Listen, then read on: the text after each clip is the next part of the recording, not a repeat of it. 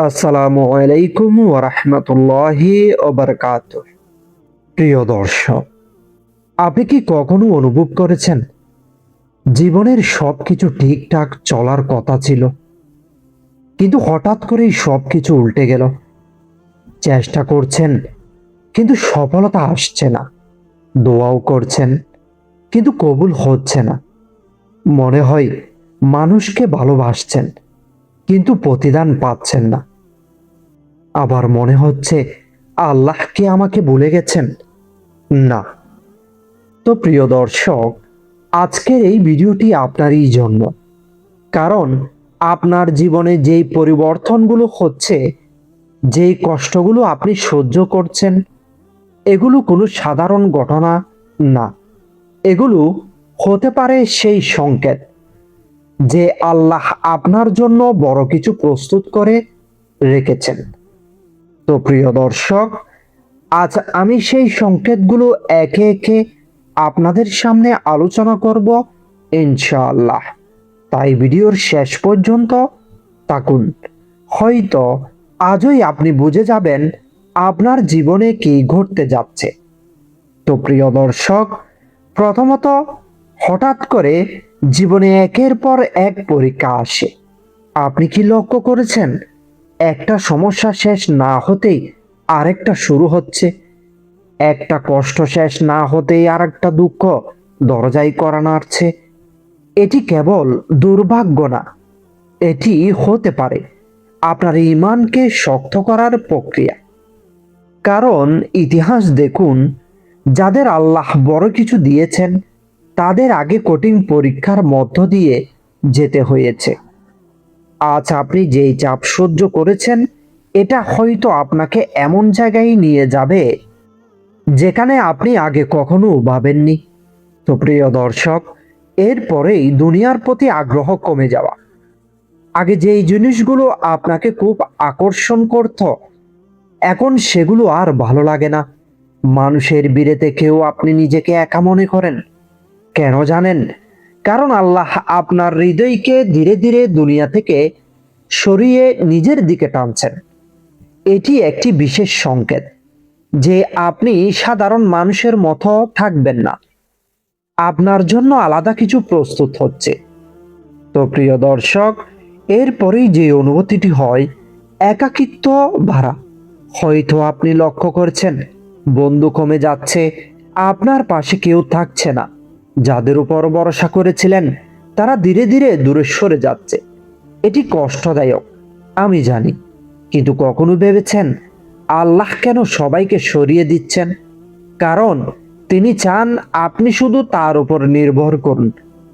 মানুষ যখন একা হয়ে যায় তখনই সেই সবচেয়ে বেশি আল্লাহর কাছে ফিরে আসে। তো প্রিয় দর্শক, এরপরেই দেখা দেয় দোয়া করার ইচ্ছা বেড়ে যায়। আপনি হয়তো আগে এত দোয়া করতেন না, কিন্তু এখন বারবার আল্লাহকে ডাকতে ইচ্ছে করে। মনে হয় এই একটাই পথ। এটি কোনো দুর্বলতা না, এটি সবচেয়ে বড় শক্তি। কারণ আল্লাহ যাকে কাছে টানতে চান তাকে দোয়ার দিকে ফিরিয়ে দেন। একটা সময় ছিল আপনি দোয়া করতেন না, নামাজে মন বসতো না, আল্লাহকে ডাকলেও সেটি ছিল শুধু অভ্যাস। কিন্তু এখন আপনার হৃদয় ভেঙে গেছে। কোনো মানুষ আপনাকে কষ্ট দিয়েছে, কোনো প্রিয় জিনিস হারিয়ে ফেলেছেন, কিংবা জীবনের এমন এক জায়গায় এসে দাঁড়িয়েছেন যেখানে আর কোনো পথ খুঁজে পাচ্ছেন না। আর ঠিক তখনই আপনি সিজদায় পড়ে কাঁদছেন। যেই চোখ আগে গুনাহে ব্যস্ত ছিল সেই চোখ এখন অশ্রু ঝরাচ্ছে আল্লাহরই সামনে। আপনি নিজেই অবাক হচ্ছেন, আমি আগে এমন ছিলাম না। জানেন এটা কি? এটি দুর্বলতা না, এটি সবচেয়ে বড় শক্তি। কারণ আল্লাহ যখন কাউকে নিজের কাছে টানতে চান তখন তার হৃদয়টা ভেঙে দেন। হ্যাঁ, ভেঙে দেন। কারণ শক্ত হৃদয় কখনো আল্লাহর দিকে ফিরে আসে না। ভাঙা হৃদয় সবচেয়ে বেশি দোয়া করে, সবচেয়ে বেশি কান্নাও করে, সবচেয়ে বেশি আল্লাহকে খুঁজে। আপনি যদি আজকাল বারবার দোয়া করতে ব্যর্থ হন, কান্না থামাতে না পারেন, মনে হয় শুধু আল্লাহই আপনাকে বুঝতে পারেন, তাহলে বুঝে নিন এটি কোনো দুর্বলতা না, এটি সেই সংকেত যে আল্লাহ আপনাকে নিজের কাছে ডেকে নিচ্ছেন। আর যাকে আল্লাহ নিজের কাছে ডাকেন তার জন্য তিনি অবশ্যই বড় কিছু প্রস্তুত করে রাখেন। তো প্রিয় দর্শক, এরপরেই হঠাৎ করে কিছু জিনিস হারানো অনুভূতি হয়। হয়তো আপনি কিছু হারিয়েছেন, একটা সম্পর্ক, একটা সুযোগ, একটা স্বপ্ন। আপনি ভেঙে পড়েছেন, কিন্তু মনে রাখবেন আল্লাহ কখনো কিছু ছাড়েন না যদি না তার বদলে আরো ভালো কিছু দিতে চান। আজ যেটি হারিয়েছেন কাল সেটির চেয়েও হাজার গুণ ভালো কিছু পেতে পারেন। জীবনের সবচেয়ে কষ্টের অনুভূতি কি জানেন?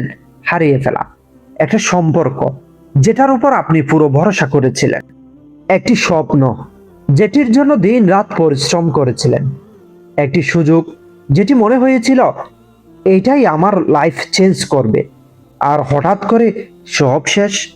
আপনি ভেঙে পড়লেন, মনে হলো আমার সাথে কেন এমন হলো, আমি তো খারাপ কিছু করিনি। এই প্রশ্নগুলো খুবই স্বাভাবিক, কিন্তু একটু গভীরভাবে চিন্তা করুন, আপনি কি নিশ্চিত যেটি আপনি হারিয়েছেন ওটাই আপনার জন্য সবচেয়ে ভালো ছিল? তো প্রিয় দর্শক, আমরা অনেক সময় এমন জিনিস আঁকড়ে ধরি যা আসলে আমাদের জন্য ক্ষতিকর, কিন্তু আমরা বুঝতে পারি না। তাই আল্লাহ কখনো কখনো জোর করে সেটি আমাদের জীবন থেকে সরিয়ে দেন।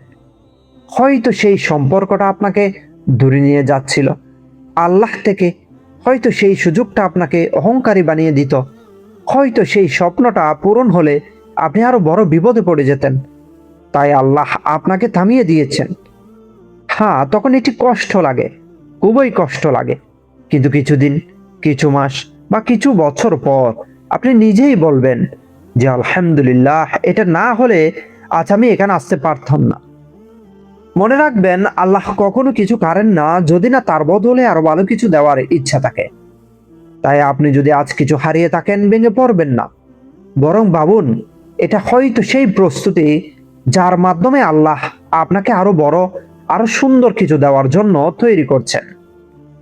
ভিতরে একটি অদ্ভুত আশা অনুভব করা, সবকিছু খারাপ থাকার পরেও মনের ভিতরে একটি অনুভূতি কাজ করে যে কিছু একটি ভালো হতে যাচ্ছে।